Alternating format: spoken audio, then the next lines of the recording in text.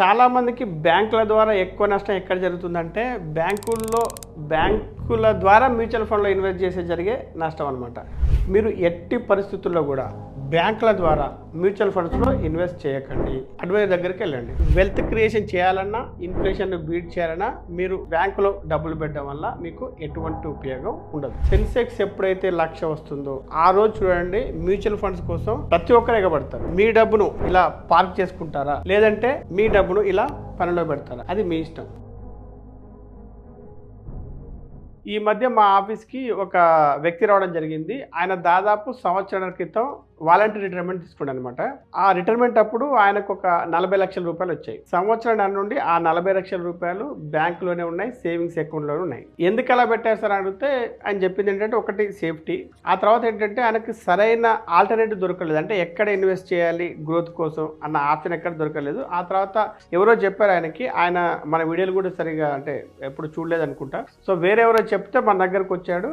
అప్పుడు అతను మ్యూచువల్ ఫండ్స్లో ఇన్వెస్ట్ చేశాడు. ఇక ఇంకొక ఎగ్జాంపుల్ ఏంటంటే, మా ఫ్రెండ్ అతని అకౌంట్లో ఎప్పుడు ఒక 10 లక్షల రూపాయలు పెట్టుకుంటాడు. అంటే అతని బిజినెస్ అనమాట. అతను ఒక 1,00,000 రూపాయలు మాత్రమే యూజ్ చేస్తాడు, మళ్ళీ 9 లక్షలు అట్లా ఉంటాయి. సో ఇది ఈ మధ్య ఏంటంటే ఒకసారి కలిసినప్పుడు మాటల మధ్యలో మ్యూచువల్ ఫండ్స్ అంటే ఓన్లీ ఈక్విటీ మ్యూచువల్ ఫండ్స్, అంటే ఓన్లీ రిస్కే ఉంటుంది అన్న విషయం తెలుసు, కానీ లిక్విడ్ ఫండ్స్ లాంటివి ఉంటాయి అన్న విషయం అతనికి తెలియదు అనమాట. ఎప్పుడైతే ఈ విషయం తెలిసిందో అతను ఇమీడియట్గా ఏంటంటే మొత్తం డబ్బులు, అంటే దాదాపు ఒక 8 లక్షల రూపాయలు అతను లిక్విడ్ ఫండ్స్లో పెట్టుకున్నాడు. సో ఈ రోజు మన టాపిక్ ఏంటి అంటే, బ్యాంక్స్ వర్సెస్ మ్యూచువల్ ఫండ్స్. అంటే బ్యాంకులకు ప్రత్యామ్నాయంగా మనము, అంటే ఆల్టర్నేటివ్గా మ్యూచువల్ ఫండ్స్ని ఏ విధంగా యూజ్ చేసుకోవచ్చు. చాలా రకాలుగా మనం అది యూజ్ చేసుకోవచ్చు. నాకు తెలిసి తెలుగులో ఇలాంటి వీడియో రాలేదు. అంటే బ్యాంక్స్కు ఆల్టర్నేటివ్గా మ్యూచువల్ ఫండ్స్ ఎలా యూజ్ చేసుకోవచ్చు, అంటే గ్రోత్ కోసం, వెల్త్ క్రియేషన్ కోసం అనేది ఈ వీడియోలో మనం తెలుసుకోబోతున్నాం. సో ఈ వీడియో ద్వారా మేము ఎక్స్పెక్ట్ చేసే ఏంటంటే, మీరు కనీసం ఈ వీడియోకి ఒక 5,000 లైక్స్ ఇస్తే, సో ఇటువంటి అంటే మంచి కంటెంట్, మీకు యూజ్ఫుల్ అయ్యే కంటెంట్ చేయడానికి మా టీంకి ఉత్సాహంగా ఉంటుంది. మనలో ఎక్కువ మంది చేసే పని ఏంటంటే, ఏదర్ జాబ్ చేస్తూ ఉంటారు, లేదంటే బిజినెస్ చేస్తూ ఉంటారు. సో మీరు జాబ్ చేసినప్పుడు మీ జీతం వస్తుంది, సేవింగ్స్ అకౌంట్లో పడుతుంది. బిజినెస్ చేసినప్పుడు మీ అకౌంట్లో పడుతుంది. మీ అకౌంట్లో ఒక 1,00,000 రూపాయలు ఉన్నాయనుకోండి. సో సంవత్సరం తర్వాత ఏం జరుగుతుందంటే, ఇప్పుడు దాదాపు ఇండియాలో మన ఇన్ఫ్లేషన్ రేట్ ఒక 6% అనుకోండి.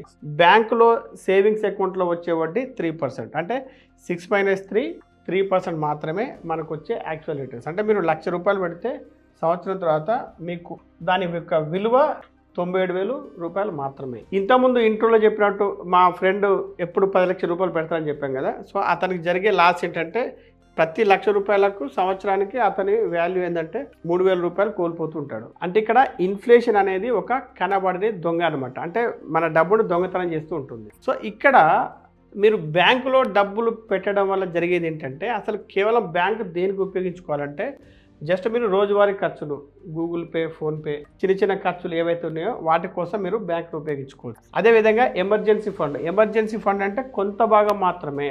అంటే మీరు 6 నెలలకు సరిపడా, 8 నెలలకు సరిపడా ఎమర్జెన్సీ ఫండ్ను ఇక్కడ ఉంచుకోవాల్సిన పని లేదు. జస్ట్ ఎమర్జెన్సీ అంటే ఇప్పుడు మీకు ఎంత అవసరమో అంత, ఓ వారం రోజులు 10 రోజులకో అవసరం పెట్టట్టు. అదేవిధంగా తక్షణ అవసరాలు, అంటే ఇప్పుడు ఒక వారం రోజులు ఎవరికో పేమెంట్ చేయాలి, అటువంటి విషయాలు మాత్రమే మీరు బ్యాంకును ఉపయోగించుకోండి. కానీ వెల్త్ క్రియేషన్ చేయాలన్నా, ఇన్ఫ్లేషన్ను బీట్ చేయాలన్నా మీరు బ్యాంకులో డబ్బులు పెట్టడం వల్ల మీకు ఎటువంటి ఉపయోగం ఉండదు. మరి మనం బ్యాంకులో డబ్బులు పెట్టకుండా ఏం చేయాలంటే, మీ దగ్గర ఉన్న డబ్బును మీరు పనిలో పెట్టాలి. ఎలా అంటే దాన్ని ఒక 3 బకెట్ల లాగా డివైడ్ చేసుకోండి. So A bucket, B bucket, C bucket. So first bucket ఏంటంటే తక్షణ అవసరాల కోసం, అంటే ఇమ్మీడియట్ నీడ్స్ కోసం. నెక్స్ట్ షార్ట్ టర్మ్ గోల్స్ కోసం. మూడో బకెట్ లాంగ్ టర్మ్ గోల్స్ కోసం. సో ఇందులో మొదటి బకెట్ ఏంటంటే ఇమ్మీడియట్ నీడ్స్ కోసం, అంటే 0 నుండి 12 సంవత్సరాల లోపు మీకు అవసరమయ్యే అమౌంట్ ఒక బకెట్. సో ఇక్కడ ఈ డబ్బులు ఎక్కడ పెట్టాలి, మనకు సేఫ్టీ ఉండాలి. అంటే మనకు ఏ టైంలోనైనా డబ్బులు అవసరపడేటట్టు ఉండాలి, ప్లస్ ఆ డబ్బులు తగ్గకుండా ఉండాలి. అంటే ఇప్పుడు స్టాక్ మార్కెట్లో పెట్టామనుకోండి సపోజ్, సో 1 year, 1.5 year వరకు కూడా ఒక్కోసారి మార్కెట్ డౌన్గా ఉన్న రోజులు ఉన్నాయి మనకు. కాబట్టి ఇది మనకు సేఫ్టీ ఉండాలి, ప్లస్ ఇమీడియట్గా డబ్బులు అవసరపడేటట్టు ఉండాలి. సో దానికోసం మనం ఏం చేయాలి, సేవింగ్స్ ఫండ్లో పెట్టుకోవచ్చు, అంటే సేవింగ్స్ అకౌంట్లో పెట్టచ్చు. మిగతాది లిక్విడ్ ఫండ్స్లో కూడా పెట్టుకోవచ్చు. ఇప్పుడు మీరు మ్యూచువల్ ఫండ్స్లో, లిక్విడ్ ఫండ్స్లో పెట్టుకోవడం వల్ల ఏంటి అంటే, మీకు లిక్విడ్ ఫండ్స్లో పెట్టి మీకు డబ్బులు కావాలి అనుకుంటే మీకు T+1 అంటే దాదాపు 2 రోజుల్లో మీకు డబ్బులు వచ్చేస్తాయి. అంటే మీరు 2 రోజుల ముందు కనుక దాన్ని రీడింగ్ పెట్టుకుంటే మీకు 2 వర్కింగ్ డేస్లో మీకు ఆటోమేటిక్గా ఆ డబ్బులు మీ అకౌంట్లో వచ్చేస్తాయి. సో దీన్ని ఈ విధంగా ప్లాన్ చేసుకోవచ్చు. ఇక రెండవ బకెట్ ఏంటి అంటే స్వల్పకాలిక లక్ష్యాలు, అంటే short term goals 1 to 3 years, 1 నుండి 3 సంవత్సరాలు అవసరం పెట్టట్టు. అంటే ఇప్పుడు మీరు నెక్స్ట్ ఇయర్ ఒక ఇల్లు కడదాం అనుకుంటున్నారు, డౌన్ పేమెంట్ చేద్దాం అనుకుంటున్నారు. సో ఇలాంటి వాటికి, లేదంటే నెక్స్ట్ ఇయర్ కాలేజ్ ఫీజు కట్టేది ఉంటుంది. సో దానికి ఏంటంటే తక్కువ రిస్క్ ఉండాలి, కానీ ఎఫ్డి కంటే ఎక్కువ రిటర్న్స్ వచ్చేటట్టు ఉండాలి. సో ఏంటి మార్గం అంటే బ్యాంక్ ఎఫ్డి కాదు, మళ్ళీ బ్యాంకులో కాదు, డెట్ ఫండ్స్. సో డెట్ ఫండ్స్లో పెట్టుకోవడం వల్ల ఏంటంటే ఎఫ్డి కంటే ఎక్కువ రిటర్న్స్ వచ్చే అవకాశం ఉంటుంది. 7%, 8% ఆ రకంగా వచ్చే అవకాశం ఉంటుంది, 9% వచ్చే అవకాశం ఉంటుంది. ఇక మూడోది ఏంటి అంటే వెల్త్ క్రియేషన్. అంటే మీరు లాంగ్ టర్మ్ కోసం పెట్టుబడి పెట్టేటప్పుడు, అంటే 3+ years కనుక పెట్టుబడి పెట్టాలనుకుంటే, వెల్త్ క్రియేషన్ చేయాలనుకుంటే ఈక్విటీ ఫండ్స్లోనే పెట్టుకోవాలి, లేదంటే హైబ్రిడ్ ఫండ్స్లో పెట్టుకోవాల్సి ఉంటుంది, మ్యూచువల్ ఫండ్స్లో. ఇంకా కొంచెం మనం డీటెయిల్గా చెప్పుకుంటే బకెట్ ఏ, అంటే ఫస్ట్ బకెట్లో ఎమర్జెన్సీ ఫండ్ ఎలా ప్లాన్ చేసుకోవాలంటే, మీరు 1 నెలకు సరిపోయే డబ్బుల్ని మీరు సేవింగ్స్ అకౌంట్లో ఉంచుకోండి. అప్పుడు ఏంటంటే మీరు ఎప్పుడంటే అప్పుడు డబ్బులు డ్రా చేసుకోవచ్చు.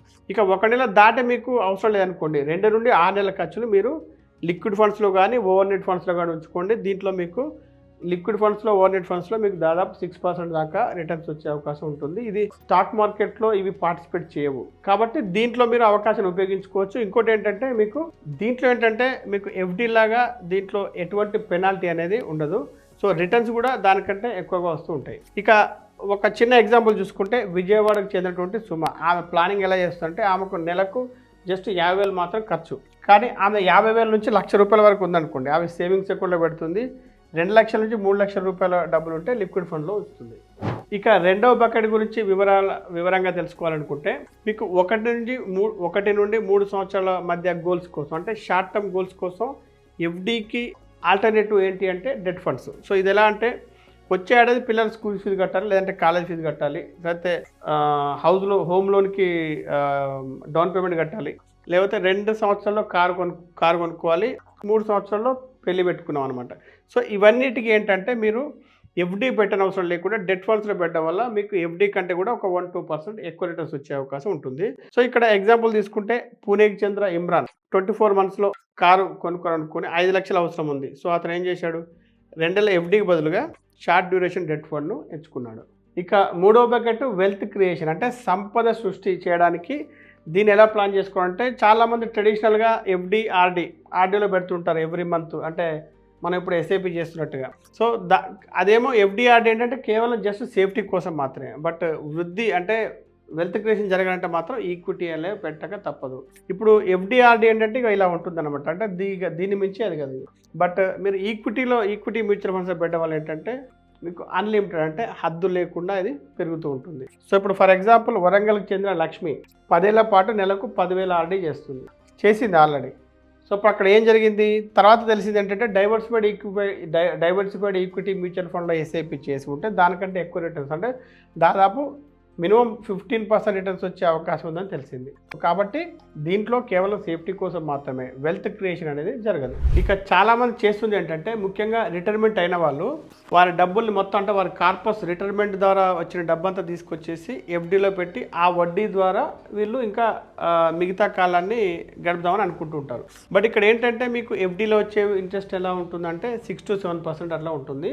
బట్ అంటే ఆ ఎఫ్డి మీరు 60 లక్షలు, 70 లక్షలు, ₹1,00,00,000 బెట్ చేశారనుకోండి, ఆ వడ్డీ మాత్రం వస్తుంటుంది, ఆ అసలు మాత్రం అలాగే ఉంటుంది. అంటే మీరు ఎన్ని సంవత్సరాల తర్వాత తీసుకున్నా అది అట్లా ఉంటుంది, జస్ట్ మీరు వడ్డీ మాత్రం డ్రా చేసుకుంటూ ఉంటారు. ఆల్రెడీ దీని గురించి మనం ఇంతకుముందు ఒక వీడియో కూడా చేసాము. సో ఇప్పుడు దీనికి ప్రత్యామ్నాయంగా మనకు ఎక్కువ మంది తీసుకుంటుంది ఏంటంటే ఎస్డబ్ల్యూపీ ఆప్షన్. సో ఇందులో ఏంటంటే మీకు వచ్చిన కార్పస్ను కనీసం ఒక 6-8% సంవత్సరానికి డ్రా చేస్తూ ఉన్నా కూడా మళ్ళీ మీ అసలు ఏదైతే ఉందో ప్రిన్సిపల్ అమౌంట్, అంటే మీ క్యాపిటల్ ఏదైతే ఉందో అది కూడా మళ్ళీ వృద్ధి చెందుతూ ఉంటుందన్నమాట. సో అది మళ్ళీ కంపౌండింగ్లో పాలు పంచుకుంటూ ఉంటుంది. సో అది కూడా దానికి ఆల్రెడీ మీరు ఇంతకుముందు మన వీడియోలో అది ఉంటుంది చూడొచ్చు. సో ఇక్కడ కూడా మనము బ్యాంకుకి రీప్లేస్మెంట్గా మ్యూచువల్ ఫండ్స్ని మనం ఉపయోగించుకోవచ్చు. దీంట్లో మనకు ఎస్డబ్ల్యూపీలో కూడా స్ట్రాటజీస్ ఉన్నాయి. మనం ఇంతకుముందు ఒక వీడియోలో చెప్పాం 3 బకెట్ స్ట్రాటజీ, అదేవిధంగా ఇంకొక స్టడీ ఏంటంటే మీకు అవసరం అంటే మీకు 2 సంవత్సరాల వరకు ఎంతైతే అమౌంట్ అవసరమో దాన్ని లిక్విడ్ ఫండ్లో పెట్టి మిగతా అమౌంట్ ఈక్విటీలో పెట్టి దాని ద్వారా డ్రా చేసుకోవడం. సో అది మీరు ఆ వీడియోలో క్లియర్గా చూసుకోవచ్చు. సో ఇక్కడ జరిగేది ఏంటి అంటే ఇప్పుడు ఒక ఎగ్జాంపుల్ తీసుకుంటే రమేష్ గారు 60 లక్షల కార్పస్ను ఎస్డబ్ల్యూపీలో పెట్టి నెలకు 30,000 రూపాయలు తీసుకుంటున్నారు, అంటే 6% అనమాట. సో ఇక మిగిలిన డబ్బును ద్రవ్యోల్బణాన్ని ఎదుర్కొనేలా చేస్తున్నారు. అంటే ఎదుర్కొనేలా చేస్తున్నారంటే అది ఆల్రెడీ మ్యూచువల్ ఫండ్స్లో అంటే ఈక్విటీలో ఇన్వెస్ట్ అవుతూ ఉంటుంది కాబట్టి. సో దీంట్లో ఏంటంటే చాలామందికి కలిగే డౌట్ ఏంటంటే మా డబ్బులు ఉంటాయా పోతాయని చెప్పేసి. సో దాంట్లో ఏంటంటే దాని సేఫ్టీకి తగిన విధంగానే మనము ఎస్డబ్ల్యూపీ అనేది డిజైన్ చేయడం జరుగుతుంది. ఇక చాలామంది ఏంటంటే రికరింగ్ డిపాజిట్ చేస్తూ ఉంటారు బ్యాంకుల్లో. సో రికరింగ్ డిపాజిట్ ఎందుకు చేస్తారంటే సేఫ్టీ ఉంటుంది, స్థిరమైన రాబడి ఉంటుంది, బట్ గ్రోత్ అనేది తక్కువ ఉంటుంది. సో ఇలా ఉంటుంది ఆర్డీ చేస్తే మనం గ్రోత్. అదే ఎస్ఐపి చేసాం అనుకోండి, ఓకే ఎగుడు దిగుడు అయితే ఉంటుంది, బట్ లాంగ్ టర్మ్లో దీని గ్రోత్ అనేది ఖచ్చితంగా ఉంటుంది. సో దీనివల్ల ఏంటంటే మనకి ఎక్కువ రిటర్న్స్ రావచ్చు, మన వెల్త్ క్రియేషన్ అనేది జరుగుతూ ఉంటుంది. ఎస్ఐపి వల్ల ఇంకొక అడ్వాంటేజ్ ఏంటంటే మనం ఎప్పుడైనా ఆపొచ్చు, మళ్ళీ ఎప్పుడైనా స్టార్ట్ చేసుకోవచ్చు, ఎప్పుడైనా డబ్బులు తీసుకోవచ్చు, ఎంత కాలమైనా చేయొచ్చు, ఏ గోల్ కోసమైనా చేయొచ్చు. అంటే మీరు ఒక 10 కోట్ల మీకు కార్పస్ కావాలంటే ఎంత కాలము ఎంత రిటర్న్స్ రావాలి దాని తగ్గట్టుగా మనం ఇన్వెస్ట్ చేసుకోవచ్చు. కానీ ఆర్డీలో మీకు ఆప్షన్ అనేది ఉండదు. ఇక చాలామందికి బ్యాంకుల ద్వారా ఎక్కువ నష్టం ఎక్కడ జరుగుతుందంటే బ్యాంకుల ద్వారా మ్యూచువల్ ఫండ్లో ఇన్వెస్ట్ చేసే జరిగే నష్టం అనమాట. ఈ మధ్య ఏంటంటే ఒక వ్యక్తి అంటే మనకు ఎక్కువ మంది ఎలాంటి కంప్లైంట్స్ వస్తుంటాయంటే ముఖ్యంగా గవర్నమెంట్ ఎంప్లాయీస్ దగ్గర నుండి. సో వీళ్ళ బ్యాంకులో అంటే వీళ్ళకి ఏంటంటే జనరల్గా గవర్నమెంట్ బ్యాంక్స్లో అకౌంట్ ఉంటాయి. సో వీళ్ళు ఏం చేస్తారంటే వీళ్ళకి శాలరీ ఎంత వస్తుంది ఎంత అనేది బ్యాంక్ వాళ్ళకి తెలుసు అనమాట. సో వీళ్ళు ఏం చేస్తారంటే వీళ్ళకి వచ్చే డబ్బుల్ని వాళ్ళు మ్యూచువల్ ఫండ్స్కి డైవర్ట్ చేస్తుంటారు అనమాట. వీళ్ళను మ్యూచువల్ ఫండ్స్లో పెట్టిస్తుంటారు. సో ఎలా ఉంటుందంటే ఇప్పుడు ఆ బ్యాంకుకి సంబంధించిన అన్ని ఫండ్స్ అనమాట. సో మేము చాలా మందిలో అబ్జర్వ్ చేసింది ఏంటంటే ఇప్పుడు ఆ బ్యాంకుకి సంబంధించిన ఒక మ్యూచువల్ ఫండ్ కంపెనీ ఉంటుంది కదా, సరే పేరు చెప్పను నేను, దాంట్లో ఎన్ని ఫండ్స్ అయితే ఉంటాయో అన్ని ఫండ్స్లో వీళ్ళతో పెట్టిస్తారు. అంటే ఒక స్ట్రాటజీ ఉండదు, ఒక గోల్ ఉండదు. జస్ట్ ఏంటంటే చాలామంది మ్యూచువల్ ఫండ్స్లో పెడుతున్నారు, మంచి వెల్త్ క్రియేషన్ జరుగుద్ది కాబట్టి అని చెప్పేసి దీనిలో పెట్టిస్తుంటారు. సో ఇవన్నీ కూడా బ్యాంకుల ద్వారా మీరు డైరెక్ట్గా మ్యూచువల్ ఫండ్స్లో ఇన్వెస్ట్ చేసిందే అవన్నీ కూడా రెగ్యులర్ ఫండ్సే. అంటే మీరు ఆల్రెడీ డైరెక్ట్ ఫండ్లో కంటే కొంత ఎక్స్పెన్స్ రేషియో కొంత ఎక్కువ ఇస్తున్నప్పుడు మీరు అప్పుడు బ్యాంకుల్లో ఎందుకు పెట్టడం? అంటే మీకు వాళ్ళు ఇచ్చే సర్వీస్ ఏముండదు, స్ట్రాటజీ ఏముండదు, వేరే ఫండ్ హౌస్ నుంచి ఫండ్ ఇవ్వరు, ఆప్షన్స్ ఉండవు, ఒక టార్గెట్ ఉండదు, ఒక గోల్ ఉండదు. సో అలాంటప్పుడు మీరు బ్యాంకులలో ఎందుకు ఇన్వెస్ట్ చేస్తారు? మ్యూచువల్ ఫండ్స్ మీకు మ్యూచువల్ ఫండ్ డిస్ట్రిబ్యూటర్స్కి దగ్గరికి వెళ్ళొచ్చు, ఒక ఫైనాన్షియల్ అడ్వైజర్ దగ్గరికి వెళ్ళొచ్చు. వాళ్ళు మీకు బెటర్ ఫండ్స్ సజెస్ట్ చేస్తారు, బెటర్ రిటర్న్స్ వచ్చేటట్టు చేస్తారు. వాళ్ళకు గోల్ బేస్ ఇన్వెస్టింగ్ ఎలా అనేది ట్రైనింగ్ జరుగుతుంది.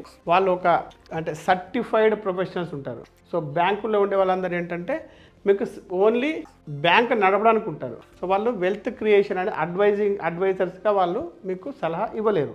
జస్ట్ వాళ్ళ బ్యాంకు గోల్స్ కోసం ఏం చేస్తారంటే వాళ్ళు ఇలాంటి ఎంప్లాయీస్ అందరినీ ఎక్కువగా పట్టుకుంటుంటారు అనమాట. గవర్నమెంట్ ఎంప్లాయీస్ అలాగే పెద్ద పెద్ద కార్పొరేట్ కంపెనీస్ ఎంప్లాయీస్ కూడా చేస్తుంటారు కదా.